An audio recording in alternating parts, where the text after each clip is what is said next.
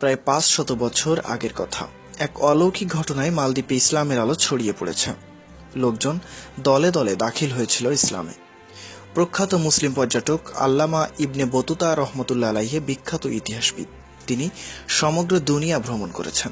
তিনি তার সফরনামায় মালদ্বীপের উক্ত ঘটনা সম্পর্কে লিখেছেন যে, ভ্রমণ করতে করতে মালদ্বীপে পৌঁছালেন, দেখলেন মালদ্বীপের প্রতিটি শহর নগর আজানের সুমধুর ধ্বনিতে মুখরিত। মালদ্বীপ ভূমি নামাজের সিজদায় আলোকিত। এই অবস্থা দেখে ইবনে বতুতা খুবই বিস্মিত হলেন, কারণ তার জানা মতে কোনো ইসলাম প্রচারক মালদ্বীপে আসেননি। তাহলে এভাবে ইসলামের আলো ছড়ালো কিভাবে? ইবনে বতুতা তখন সেখানকার অধিবাসীদের মালদ্বীপের মানুষের ইসলামে দীক্ষিত হওয়ার কারণ জিজ্ঞাসা করলেন। তারা অতি আশ্চর্যজনক একটি ঘটনা শোনালেন। ঘটনাটি হলো, আরবের কোনো এক বাণিজ্য জাহাজ পূর্ব বিশ্বের দিকে যাত্রা করে যাচ্ছিল। ঘটনাচক্রে জাহাজটি তুমুল সমুদ্র ঝড়ে পতিত হয়। জাহাজের অভিযাত্রী সকলেই মারা যান। সেই মুসলিম যাত্রী দলের একজন মাত্র লোক কোনো মতে এক কাষ্ঠখণ্ডকে অবলম্বন করে আল্লাহর রহমতে বেঁচে যান এবং দ্বীপে আশ্রয় নেন। তিনি ছিলেন এক আরব যুবক এবং হাফেজে কুরআন। তার নাম হাফেজ আবুল বারাকাত। এই অচেনা অপরিচিত দ্বীপে কোথায় যাবেন তিনি? কে তাকে আশ্রয় দিবেন? অবশেষে এই আরব যুবক এক বৃদ্ধার বাড়িতে আশ্রয় নিলেন। যুবকটি জঙ্গলে কাঠ কেটে তা বিক্রি করে জীবিকা নির্বাহ করতেন। এভাবেই চলে যাচ্ছিল তার জীবন। একদিন যুবকটি বাড়িতে এসে দেখল বৃদ্ধা কাঁদছেন, পাশে তার যুবতী মেয়ে কাঁদছে। যুবকটি বলল, আপনারা কাঁদছেন কেন? কি হয়েছে আপনাদের? বৃদ্ধা বললেন, আজ আমার মেয়ে মারা যাবে। যুবক বললেন, কেন? তিনি মারা যাবেন কেন? তিনি তো সুস্থ। বৃদ্ধা আঙ্গুল দ্বারা ইশারা করে বললেন, ওই যে দেখুন, মৃত্যু আমাদের সামনে। যুবক বাড়ির সামনে তাকিয়ে দেখলেন রাজার সৈন্যরা দাঁড়ানো।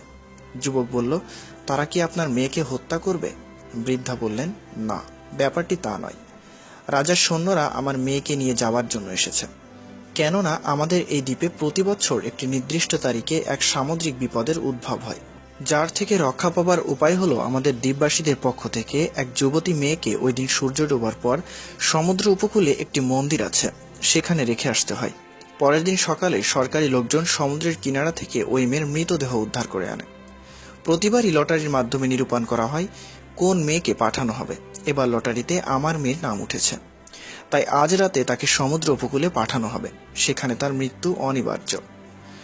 যুবক বৃদ্ধার এমন বেদনাদায়ক কথা শুনে বললেন, আজ আপনার মেয়েকে সেখানে পাঠাতে পারবেন না। আজ রাতে আমি নিজেই সেখানে যাব, দেখি সেখানে কি হয়। প্রয়োজনে আপনার মেয়ের পরিবর্তে আমার জান দিয়ে দেব।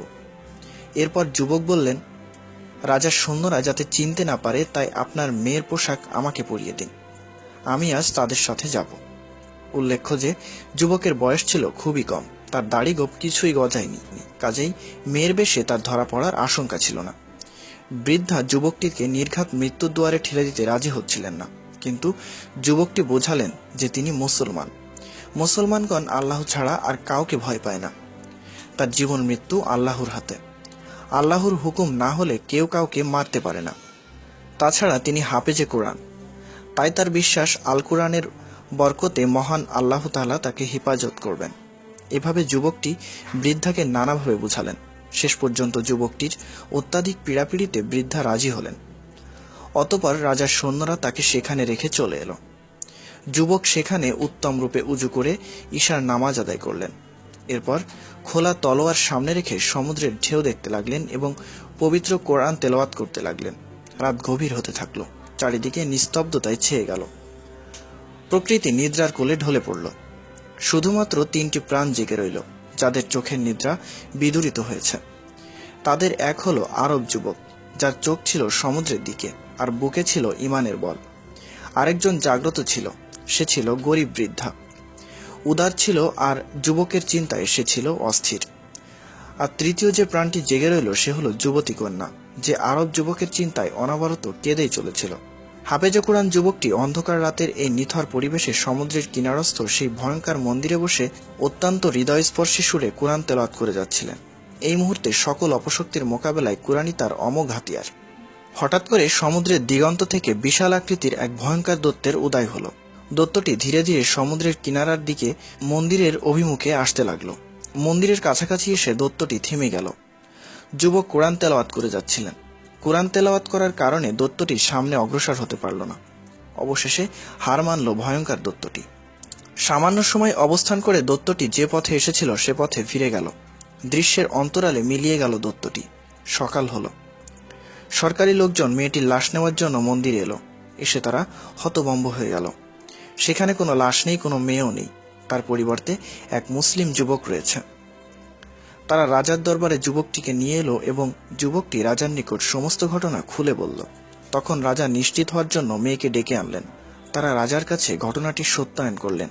যুবকের মুখে সব কথা শুনে রাজা সীমাহীন প্রভাবিত হলেন।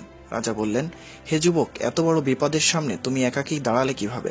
যুবক বললেন, আমি একা ছিলাম না, আমার সাথে আমার আল্লাহ ছিল, আর আমার হাতিয়ার ছিল মহান আল্লাহর পবিত্র কোরআন। রাজা জিজ্ঞাসা করলেন, তুমি ভয় পাওনি কেন? যুবকটি বললেন, মুসলমান আল্লাহ ছাড়া আর কাউকে ভয় পায় না। জীবন ও মৃত্যুর মালিক একমাত্র মহান আল্লাহ। এরপর রাজা বললেন, আগামী বছর এভাবে একা থামাতে পারবে? যুবক দৃঢ়তার সাথে উত্তর দিলেন, আল্লাহর হুকুমে একাই যেতে পারবো। তখন রাজা অতি উৎসাহিত হয়ে উঠলেন এবং বললেন, যদি তুমি পারো তাহলে আমরা সবাই ইসলামের সততার সামনে মাথা নত করব। রাজার এ কথাকে সবাই সমর্থন করল। এরপর পরবর্তী বছর নির্ধারিত তারিখের ঘটনা সবাই প্রত্যক্ষ করল। যুবক তার সত্যতা প্রমাণ করলেন। এই ঘটনার পর থেকে সে বিপদ মালদ্বীপে আর আসেনি। তখন রাজা ও তার দরবারের সবাই ইসলাম গ্রহণ করলেন। প্রথম দিনেই 65,000 লোক ইসলাম গ্রহণ করলেন এবং এই ধারা অব্যাহত গতিতে চলতে থাকল। তথ্যসূত্র তারিকে ইবনে